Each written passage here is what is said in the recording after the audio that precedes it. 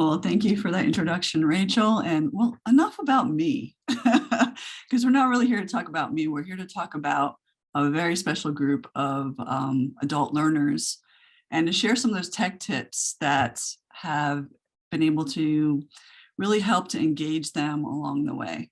So as a lifelong learner and educator for over, I can't believe it, it's been over 20 years where I've been able to engage my passion here. I have to admit, it's really difficult to surprise me.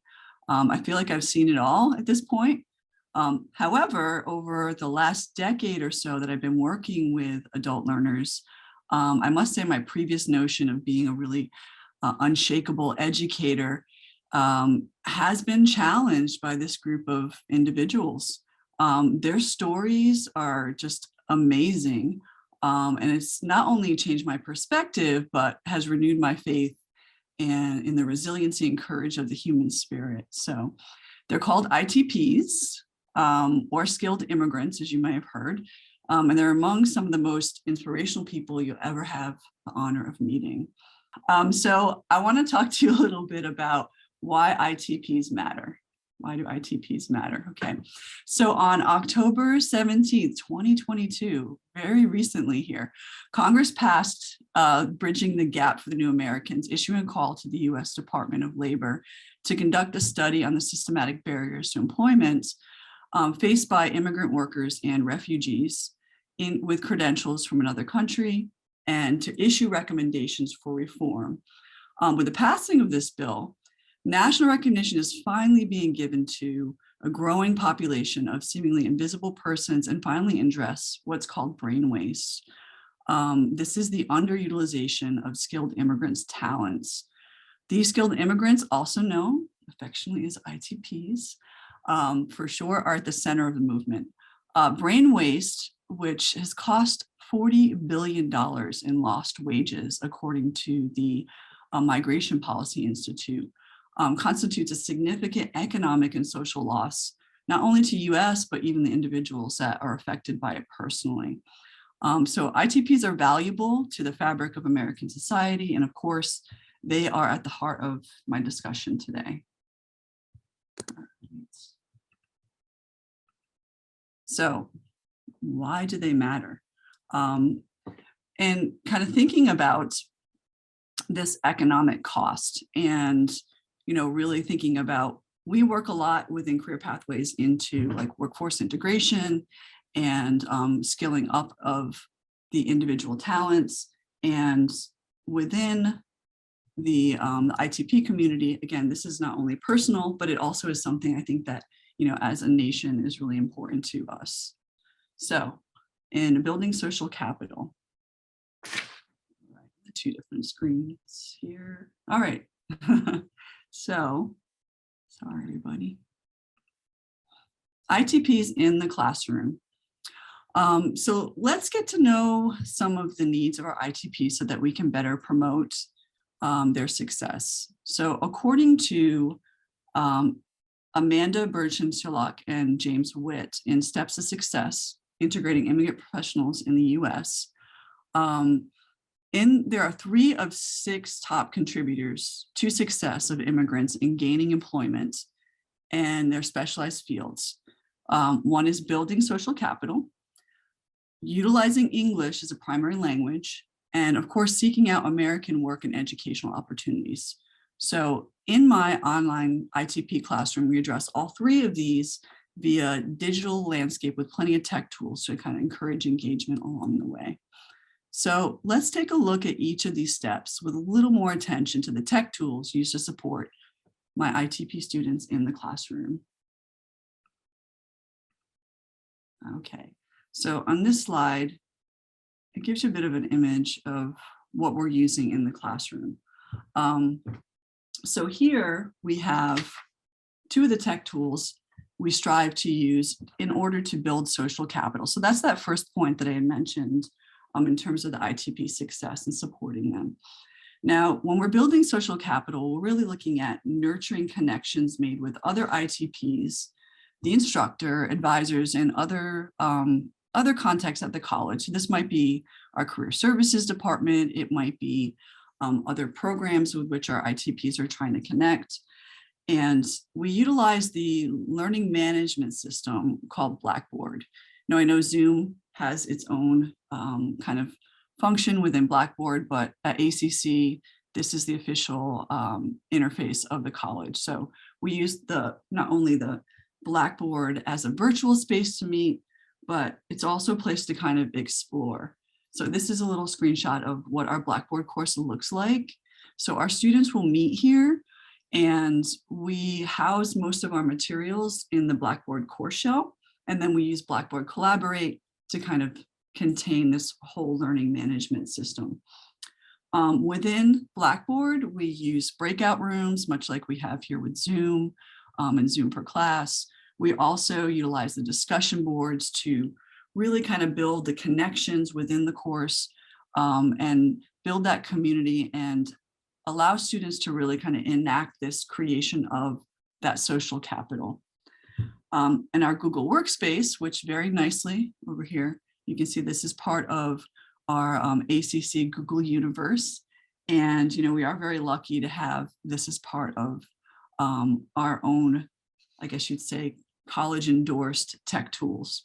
Now, Google Slides as part of the workspace, including Docs and Jamboard, allow our students to really possibly to connect and grow those connections within the classroom and as they extend out of the classroom as well. Google Slides usually serve as a foundation for my courses, and I put in links to Google Docs or other links outside of the LMS. And so students typically have to log on and log into the system in order to be able to utilize those. Jamboard, which you might have encountered in any sort of professional development settings, is a nice those little sticky notes where you can connect with just kind of checking in at the beginning of class, doing any sort of kind of formative assessment, or also checking in at the end of class to gauge students' engagement and also comprehension. And as I said before, it's very helpful that ACC is part of the Google Universe, simply because, you know, it requires the students to engage those tech tools, and it also nicely connects with my Blackboard classes. So the students are learning digital literacy skills as they go through the course, and they're kind of building on some of those tech tools that they already have through Blackboard and the Google Workspace. Now, I usually instruct students to set up their dashboards with their Blackboard Collaborate link, and Collaborate is going to be that web conferencing tool, and then have another tab open in which they can access the course site, which is what you're seeing here on the slide, and then have them logged into their ACC student email so that they can access the Google Workspace. So I found that working with the students with these elements all together, if they have their, I call it, say, set up your dashboard, the dashboard is set up so that we can more seamlessly move through these different apps while we're in class. And as they're doing that, they're building digital literacy, but they're also kind of building that connection and interacting with each other and collaborating through these tools. Okay. All right, so another tech tool that, again, I find very useful in helping to build on this second point, which is English Really Matters. The second step to ITP success, English Really Matters, kind of seems like it would be obvious to non-native speakers, but it is not. And, you know, immigrant communities, much like our classroom community, they tend to gravitate to the path of least resistance. And believe me, language provides resistance on many, not just linguistic levels. So many of our students could survive in pockets of native linguistic communities, in homes, local workplaces, as well as with friends. Many of them do for years because it is easiest. However, it also stunts their progress into better paying jobs and upward mobility. Recognizing that focusing on advanced English language skills means access to employment and key to education is part of the ITP success. It moves beyond rote memorization of vocabulary, and really what we're doing here is immersing oneself in language and culture where the transformation and acculturation can begin. Advanced language proficiency is an important goal in our ITP course, and one might even say it's one of the primary goals in our ITP course, because it really allows them to develop their professional language skills beyond mechanics and really delve into kind of these social nuances of choosing the correct jargon and adapting tone for the American workplace to communicate, but also to fit in. Sometimes my students will tell me, like, I know the word, you know, I know a similar word, but it's not the right word. I can't fully communicate it in depth. I know how to say the word, but just not in English, and it makes me sad. And that for me is really, it's really touching because they have it, it's right in there, but they don't have the practice or they don't have the familiarity of that specific word. So I find that a great tech tool and really honing in on this English really matters is Gen software for professional English and TOEFL prep. So I have a little screenshot here of, you know, one of the pages where, you know, looking at TOEFL is going to be certainly that higher level for students who are working on intensive language training. Maybe they want it for continuing grad school here in the US, or they might need it for a teacher certification. And I have some students in my ITP ILT course that really like to use this TOEFL prep in addition to what we do in the classroom. Now, one benefit of using either the TOEFL or just the ITP or English for Professionals is that, you know, students can choose their own lessons to kind of supplement what we're doing in the course already. And in doing that, they can kind of deepen their engagement. Additionally, if they work on any of these units or lessons outside of class, then they can count as proxy hours in addition to what we're doing in the class, or if they miss class, I can assign units for them to work on instead of that attendance. With the TOEFL prep, I also find that, you know, students come into the class with uneven areas of focus. So some might be doing really well in listening, but need to practice more in reading, or they might need more practice with the speaking models. And it allows me to really lay the foundation in the class and then give students who need extra to even out their approach to the TOEFL to be able to take that time out of class to really do it. So it's, you know, it's really helpful to have this to supplement what I'm doing and really focus on foundations within my class time. So the next part I want to talk about is developing a little bit more this idea of English really matters. Because again, it is really one of those primary points for success with our ITPs. And, you know, it's not just for TOEFL, which is, again, the higher level. Most students within the TOEFL are going to be advanced or intermediate level.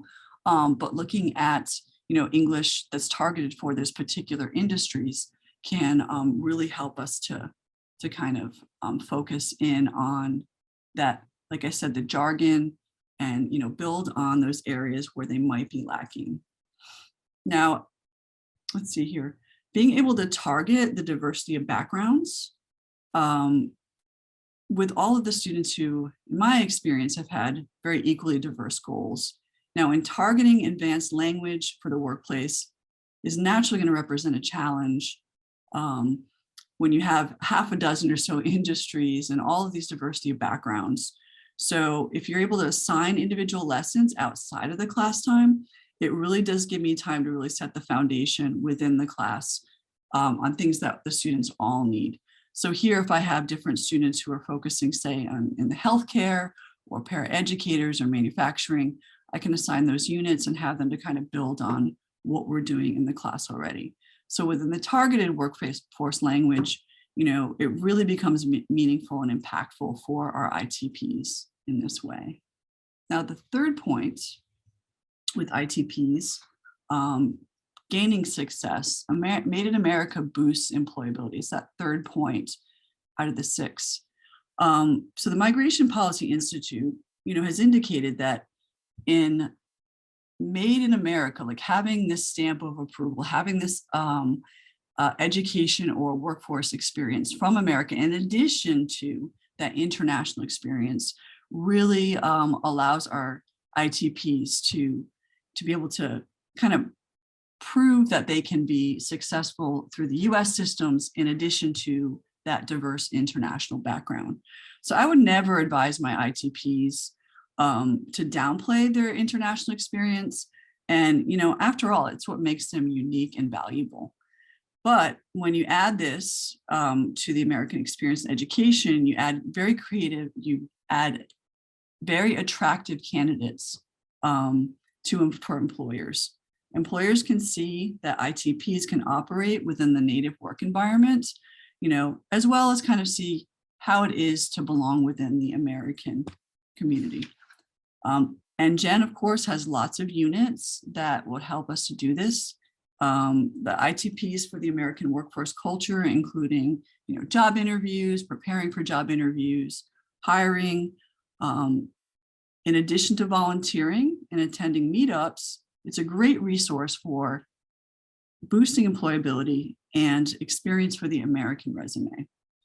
So then the question becomes, how do you convince ITPs to adapt to the American workplace and to retain their authentic selves, as Amy Cuddy says? Well, the short answer is with lots and lots of practice and, of course, reflection. But that's never easy. And with the right support and tech tools, it becomes much more enjoyable and obtainable. So looking here, again, some of our top tech tools and aiding us towards advanced language proficiency. With all of these tech tools at my disposal, my instructional approach is in supporting ITPs with relying fairly heavily on tech tools that can not only engage the learner, but are also merged with their advanced skills.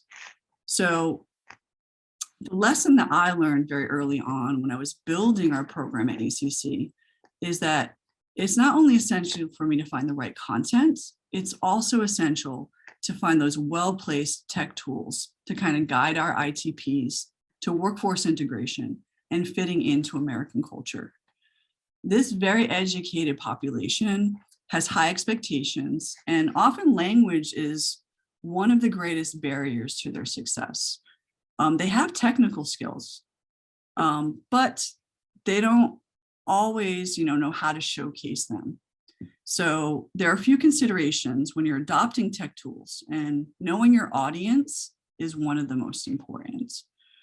ITPs as adult learners really do thrive on differentiated instruction. NGen has many course categories and many options to cover most of the ITP needs. So if we're looking at career pathways, where I tend to look for my materials, that can go low to intermediate. Also healthcare and manufacturing. I don't teach that class, but I know that we do have instructors at ACC who utilize that curriculum for the manufacturing classes. And those are usually low to intermediate or high intermediate. Academic and test prep, so that would again be the TOEFL, which is going to be intermediate, academic readiness, high intermediate and intermediate levels. Business skills can be applied across the board for low intermediate and high beginner, as well as the general English for beginner to advanced. So we really do have quite a range in order to differentiate that instruction. But you want to kind of think about what would be most useful in your classroom. Now, additionally, I also like NGen's grammar infused lessons. Of course, I'm still going to do the usual idioms, phrasal verbs, and other grammar requests that we have.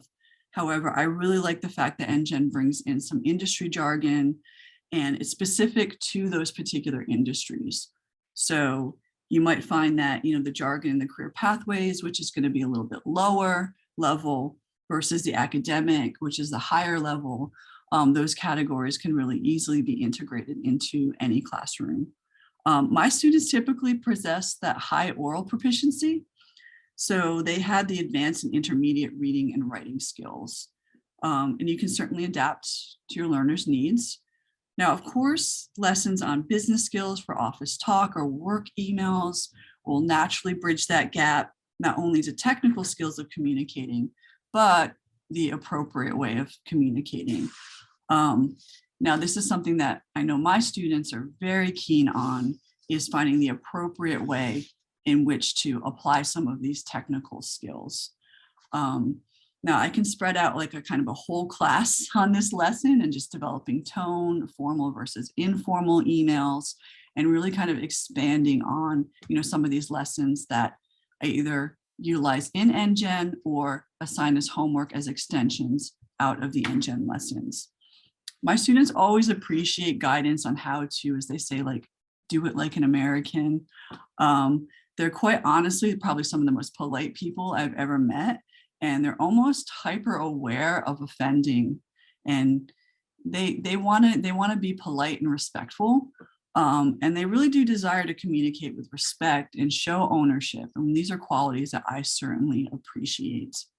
Now, lastly, we have multimedia elements within NGen, such as audio and visual, that can really bring in the various learning preferences for our ITPs. So when we're reading, listening, and watching the video, ITPs can practice their professional English through channels that really help to build on their learning preferences. So, these all, again, thinking about, for me in my classroom, we have just that foundation, but I really like the fact that we can bring in some of these top tech tools to really kind of build on that language proficiency. And then through our class discussion, also kind of bring in some of that together.